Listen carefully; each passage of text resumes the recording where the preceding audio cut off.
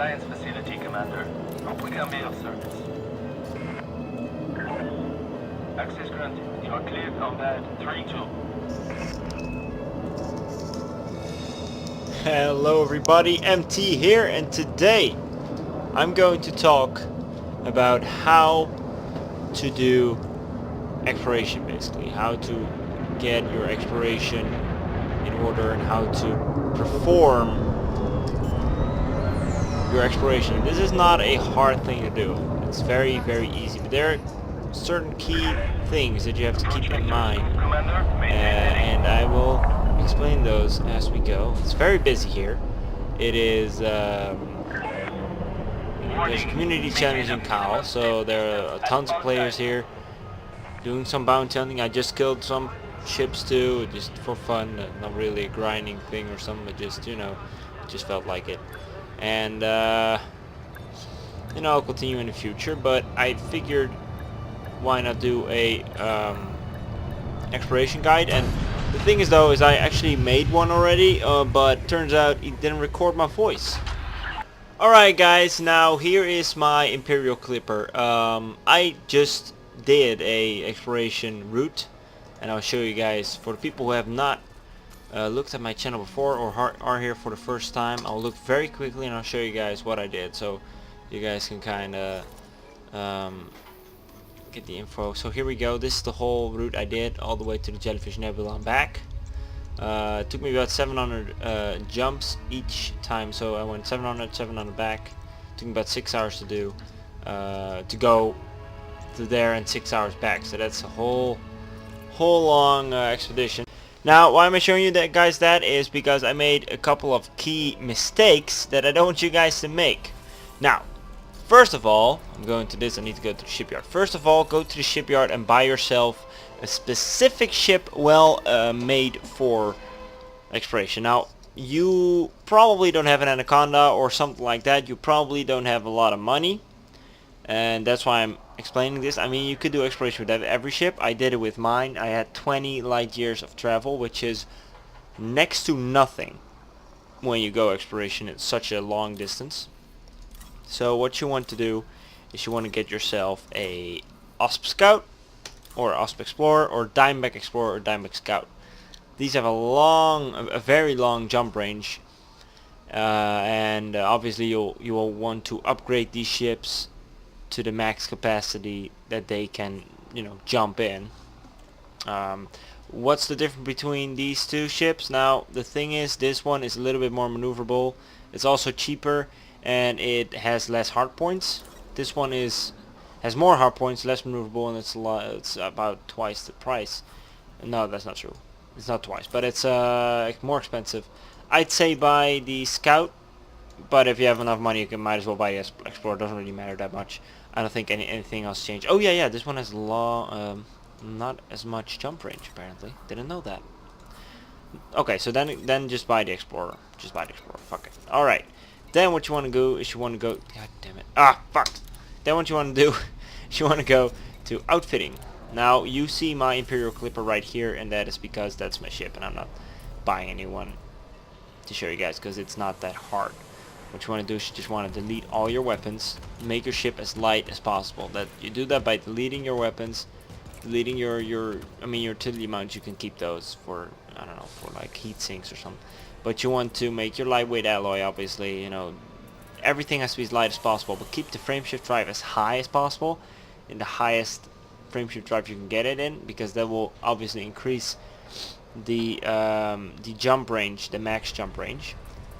And what you want to do is you want to get some good fuel tanks. Now, not too much, because that's a lot of weight. Again, like for example, if I sell this one, I will have a little bit more jump range, but obviously I need to have fuel too. So get a nice balance in that. I filled everything with fuel. So this was also a fuel tank.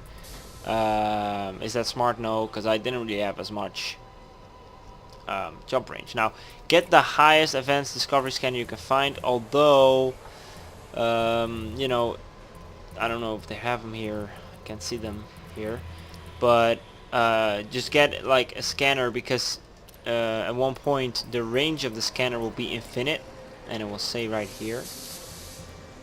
active range infinite, and if you do that, then you're good.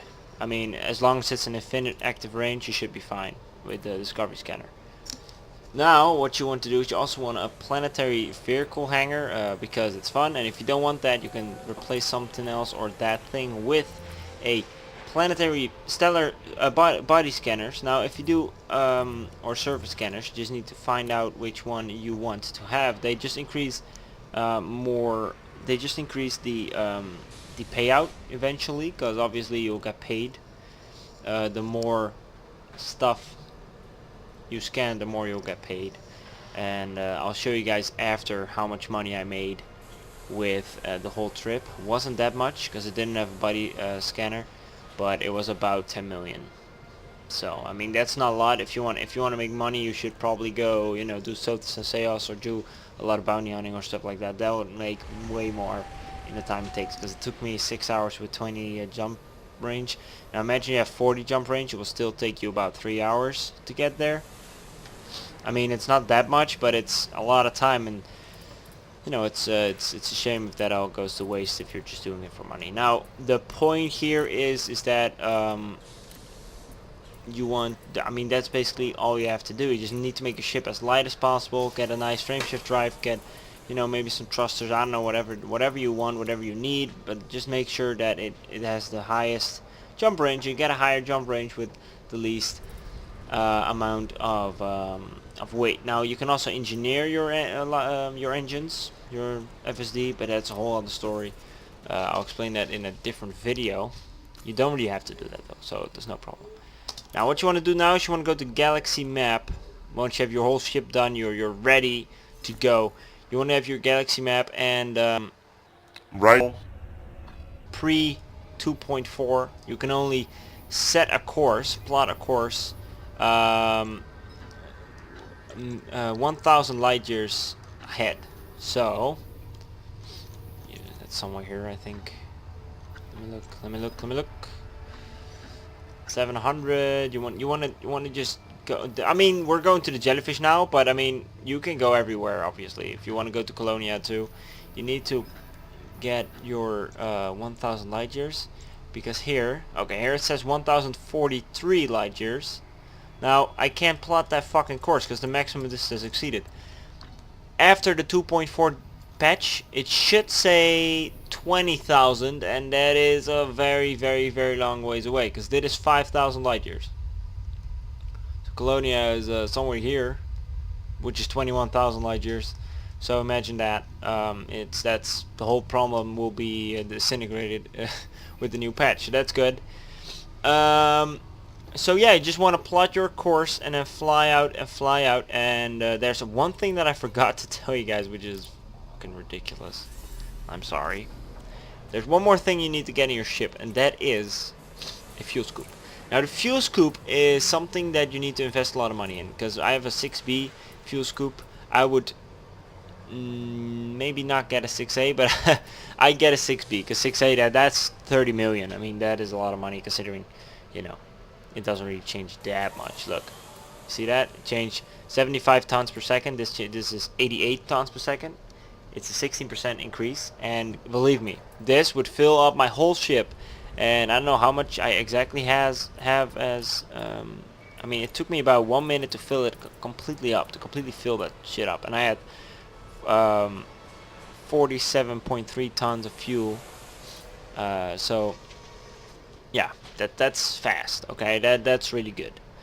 Now what you can also do is, obviously your ship is going to be overheating when you're next to the sun, fueling, because obviously with the fuel scoop you can fuel from certain suns. Not all suns give the fuel. You know, not all suns are able to, you know, tank, if you will. So you need to make sure you go to the right suns. There are specific suns, and I think almost every sun can do it, but there are just some like dwarf stars and the white stars and the purple stars that you can't fuel. Just go to the bright yellow and the orange stars. You should be fine always. Now, what you could do for theory, or for, you know, for fun, you can get a heatsink launcher. Now the heatsink launcher will prevent your ship to to get too much thermal load. So for example, if you get above 100, you just activate your heatsink and all your heat goes away and it will start charging up again. Now if it takes about two heat sinks, you know, per charging, you should be able to get to like something like a jellyfish, because obviously when you get into a new area you will start fueling the sun automatically every time. So you shouldn't get into you know, a situation where you have to fly around the sun to fill up your complete tank, unless you don't bother by really quickly refueling every time you go to a star. But this is something that you could consider doing. Now I think this is all that you need. Now obviously there aren't really missions for it. Now what you want to do, and this is something that is fun to do, this is something that some people do it for. You want to fly to, for example, you know, one of these planets and stuff. Now if you were to find if you were to go to the system map and you would find a moon or a planet or a sun even that hasn't been scanned yet, or is not discovered, scan it and discover it, because I'm gonna tell you what, look, the sun has been discovered by Gonkish, the sun's been discovered by Jade, or these planets, and this moon, and some of the moons have been discovered by me, Email Rage Fury. And I think that's funny, because now forever I'm in the Elite Dangerous game with my name, because I was the first one who discovered these moons.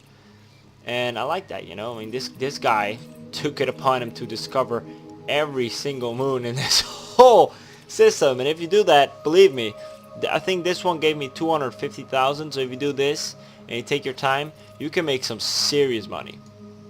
But again, don't do it for money, because the time that it takes to get there is so long. So it doesn't really, you know, make the rest good. So yeah, I guess that is the whole tutorial. Now if you guys are really not familiar with how the game works, just get your advanced discovery scanner in your fire group and just launch it when you enter a new area. It will scan the whole area, and if you have infinite range, you should get every single planet in the sector, and then you can just fly to the planets and scan them. So this should all work out just fine. Now I just want to do this real quick, and I want to keep it short too. This real quick tutorial on how to do this, because you know, I made some other tutorials. They all seem to do very good. People like them. People, you know, learn something from it, and I just want to share my knowledge that I get into Elite Dangerous, because this is a hard game. Nothing gets really explained that much. I mean, I don't know how the tutorial goes, because it's been 2 years since I've done that. Maybe it's better now, but when I started playing Elite Dangerous, the tutorial was not good. I didn't know jack shit when I first started this game, and I just want to make sure that, you know, the people who start this game know enough, and that's why I'm doing these tutorials. And maybe it's not the best tutorial, but it's a fast and it's an easy tutorial, and it's just the basics of exploration. Now maybe I should have done this tutorial while actually exploring, but I'm not going on a trip like that anymore. I mean, not now, maybe later. So yeah, maybe I'm doing that later, but not now. So yeah, that is this video. I want to thank you guys for watching. Subscribe if you want more of this stuff. If you want more, please do subscribe. It will help me out a lot. And yeah, I guess I'll see you guys later. Like, dislike, comment down below, and I'll see you guys in the next episode. Cheers.